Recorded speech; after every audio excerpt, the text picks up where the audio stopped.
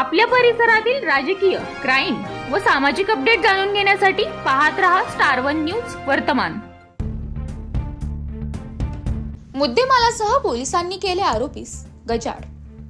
सांगली जिल्हा तालुका खानापूर विटा पोलीस स्टेशनच्या वतीने विजापूर गुहागर मार्गावरती हिवरे गावच्या हद्दीत आरोपी ऋषिकेश चंद्रकांत कदम वय वर्षे 25 राहणार दरुज तालुका खटाव जिल्हा सातारा यास दिनांक 11/7/2025 रोजी पोलीस नाईक चंद्रसिंग रतिलाल साबळे व पोलीस कॉन्स्टेबल महेश अरुण सकपाल यांना त्यांच्या खास बातमीदारामार्फत गोपनीय माहिती मिळाली की एक पांढऱ्या रंगाची बोलेरो पिकअप गाडी नंबर MH11DD 8186 ही घाटनांद्रेकडून भिवघाटच्या दिशेने अवैधरित्या गुटख्याची वाहतूक करत आहे अशी बातमी मिळताच पोलीस अधिकारी श्री धनंजय फडतरे यांना सदर बातमीची माहिती कळवून छाप्याकामी उपनिरीक्षक जालिंदर फळे व इतर स्टाफसह हिवरे गावच्या हद्दीत सापळा रचून 28,36,000 रुपयांच्या मुद्देमालासह आरोपीस ताब्यात घेतले।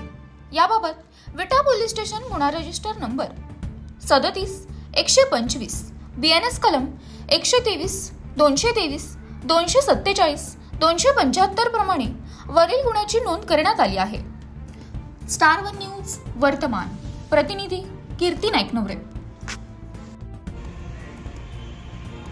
नमस्कार।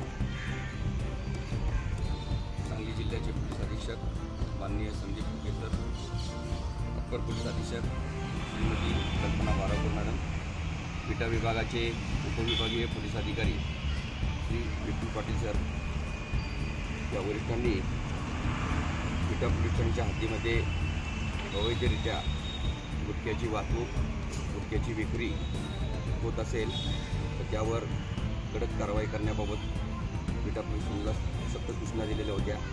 त्याप्रमाणे आज रोजी पोलीस हवालदार चंद्रसिंग साबळे आणि पोलीस कॉन्स्टेबल महेश सकपाल यांना त्यांच्या गोपनीय बातमीदारामार्फत विटा पोलीस ठाणे हद्दीतून अवैधरित्या गुटख्याची वाहतूक होणार आहे अशी बातमी मिळाल्याने त्यांना आणि API फळे आणि स्टेशनचे सर्व हवालदार यांना सदरबाबत खात्री करून कारवाई करण्याच्या सूचना देण्यात आलेल्या होत्या।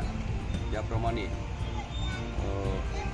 खटाव दरुज तालुका खटाव जिल्हा सातारा येथील ऋषिकेश चंद्रकांत कदम हा पिकअप गाडीतून गुटख्याची अवैध वाहतूक करणारा अशी बातमी मिळाली। त्याप्रमाणे सदर ठिकाणी पाळत ठेवून छापा टाकला आणि त्याप्रमाणे 28,36,000 रुपये किमतीचा गुटख्याचा मुद्देमाल मिळून आलेला आहे।